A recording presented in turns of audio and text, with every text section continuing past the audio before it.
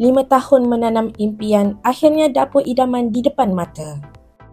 Peranan ID sangat membantu dalam merancang susur atur dapur pemilik supaya lebih praktikal, termasuk kerja pendawaian semula, sistem paip dan pemilihan warna sesuai dengan konsep impian. Proses ini bukan sekadar tentang rupa, tapi memastikan dapur lebih tersusun, selamat dan berfungsi dengan baik untuk kegunaan harian. Setiap material diteliti satu persatu, setiap warna dipilih dengan teliti sebab kami nak dapur ini jadi ruang yang kami banggakan. Pemilik membuat keputusan besar untuk extend dapur hingga ke bahagian yard bagi mendapatkan ruang yang lebih luas dan selesa. Kerja-kerja asas seperti merobohkan dinding, wiring baru dan susur atur dimulakan. Inilah langkah pertama menuju dapur idaman yang lebih teratur, moden dan serasi dengan gaya hidup seharian. Dari ruang kosong penuh debu, kini berdiri dapur impian yang sekian lama dinantikan.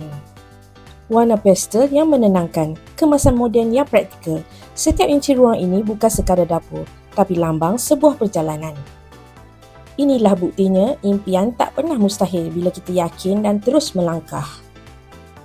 Setiap inci dari pemilihan warna ke susun atur mencerminkan sebuah perjalanan.